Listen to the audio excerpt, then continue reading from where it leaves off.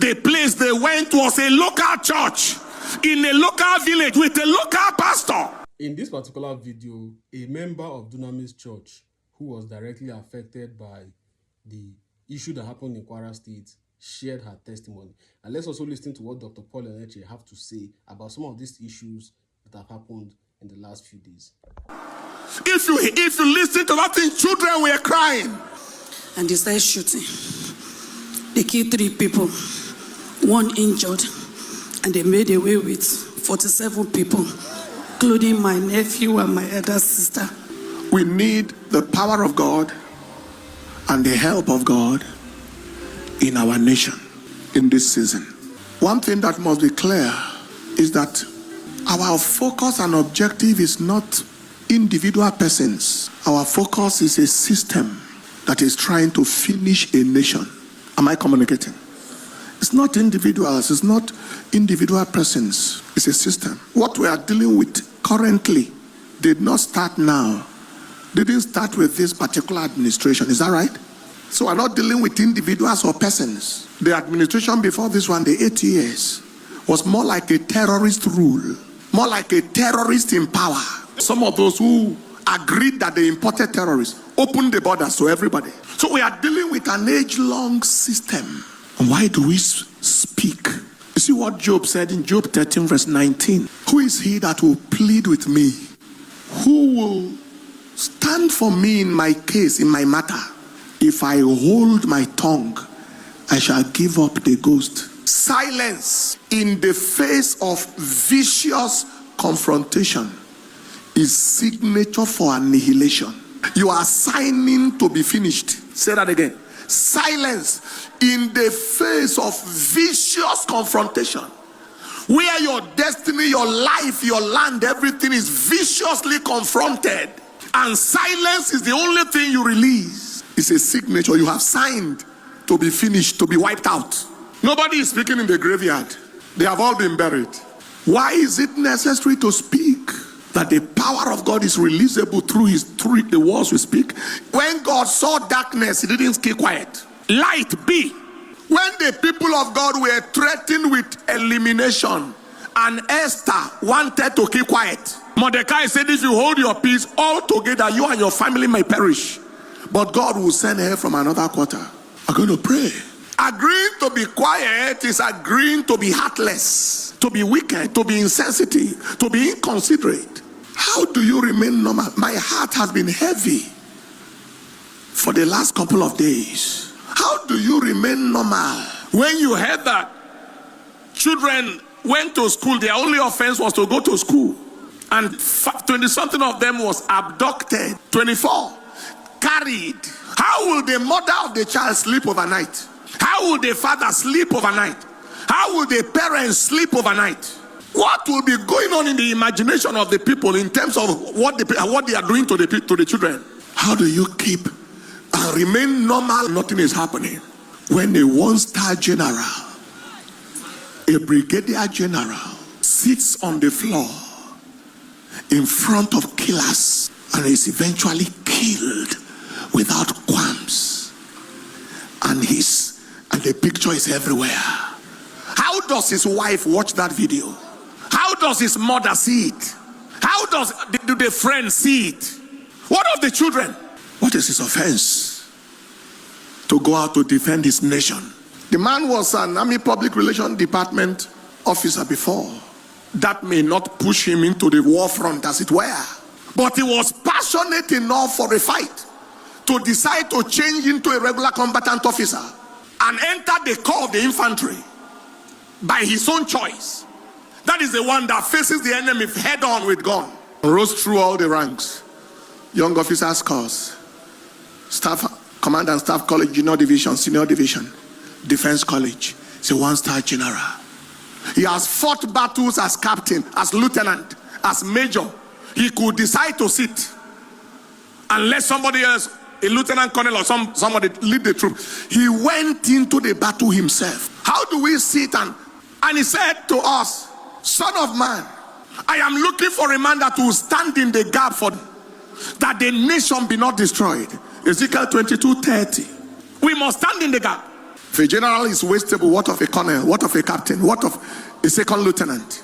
And then civilians. Before I could recover from that one, I see a text message on my phone. Now, they don't know why we walk and talk and do the things we do. Most of the people in high places are out of touch with reality. Completely out of touch. But when somebody is kidnapped in any village, their brother is in one church or the other. They will call their pastor. They will call their priest. We are permanently on 20. I'm a medical doctor by training. There's something you call call duty. You are not on call every day as a doctor. You do your call duty today, and then maybe in 1 week's time, another call duty. What we are doing now is 24-hour call duty. My elder sister, my nephew, from another of my elder sister, alongside with others, were kidnapped in CAC church this evening. Some killed and others injured. Daddy, please, I believe in God for their release on hot. Dorcas from Omotinu Ibong family and the Eruku community in Ekiti local government of Kwara State at large. He sent a message again today. It's been almost 24 hours now, sir. We have not had anything from them yet. My family needs prayers. Eruku in Kwara needs prayers. My elder sister and my nephew are kidnapped alongside more than 40 people in my place yesterday. We need God's intervention. I carried my phone and I say, hello, I just received your text message. Can I speak with you? Where are you? Let me speak. Where are you? Where are you? See, in Abuja? Really? All right, I want to pray with you. Say, no, I'm in church. Which church? Dunamis here? Yes. Say, I'm a member. I'm in the choir. Is she here in the service? Come. You know, when you read it on the newspaper, you don't know that it is real till you see somebody that is there.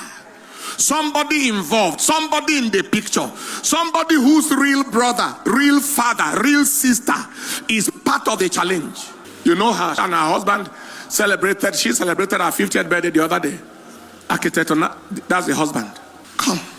I didn't know she was the one. For those heartless people, wicked human beings who say that there is no killing in Nigeria or no genocide or anything, for those wicked, heartless, bloodthirsty agents of the devil, the place they went to rob was not a supermarket. The place they went to attack was not a shopping mall. It was not a bank. If it was just criminality, the place they went was a local church in a local village with a local pastor. If you listen to that thing, children were crying. Yet it does not have any religious coloration. That devil is a liar. We will see the end of these devils in this nation. They will not see our end. This is why we boil. Any normal person can walk freely, but you can't be in touch with informations like this and be touched with the sufferings and the plight of the people and go normal like nothing happens. What shall it profit a man if he gains the whole world and lose his own soul? People are interested in position, interested in power, interested in fame. Zero interest for human life. Zero interest for human welfare. Zero interest for human interest. Zero, zero, zero. What happened? Just calm down yourself and let us know. You see, it's normally in the newspaper, isn't it? It's normally somewhere else. It happened to somebody. It is to somebody. This somebody is here in our midst. It's right here in this choir here. What happened in your village? People went to church yesterday, CAC church, very close to my father's house. Close to your own father's house? Yes, sir. You yourself must have been to that church before. CAC church, close to your father's house, in a Ruku village, Ekiti local government of Kwara State, yesterday. And they surrounded the building, the church, and started shooting with all their AK-47. Is it money they are looking for in a village church? Is it ransom they want to collect in a village? Is what is happening not clear? Go ahead. And they started shooting. They killed 3 people, 1 injured, and they made away with 47 people, including my nephew and my elder sister. Your own elder sister? Yes, and a nephew from another sister. That's my elder sister. Your own elder sister, the same parents. Yes, and another elder sister, the son that just finished university. Another of your own elder sisters. Yes, sir. So another nephew that just finished university. Yes, sir. And since then, we've been praying for You haven't heard from them. Stand up on your feet, people. Nigeria is at a very important time in history. A lot is actually happening right now.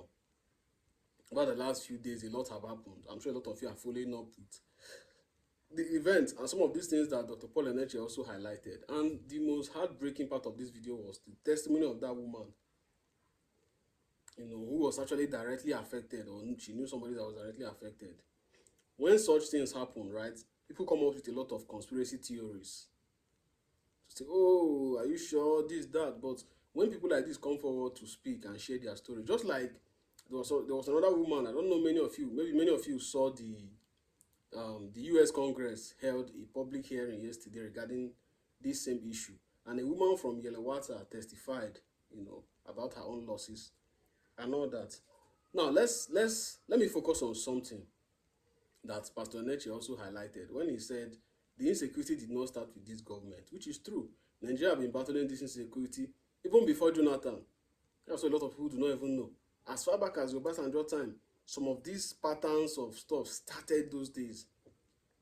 Struggle, Yaradua came in, You see, one of the reasons why a lot of people consider Yaradua, when you ask people now, I've noticed this, when you ask people, who is the best president of Nigeria, they will say Yaradua. One of the reasons is how he was able to solve the Niger Delta crisis. Although I know that one is a little bit different, but economical or political, the way they were able to solve that, when it was heating up those days, and how they were able to solve it. Now, to President Tinubu, you inherited this issue. That nobody is blaming you, Mr. President, for starting the problem. I'm saying this for a reason, right? President Tinubu inherited this whole issue, obviously, right? Now, it is the duty of President Tinubu to solve the problem. Now, also note that the election of President Tinubu was not, for example, President Tinubu was not elected, right, for the time when nothing is happening. His election, the reason why he was elected is for such a time as this.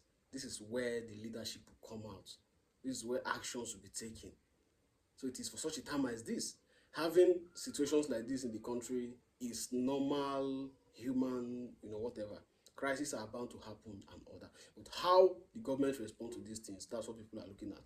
What do you guys think? Drop a comment in the comment section. Don't forget to subscribe, like, share this video.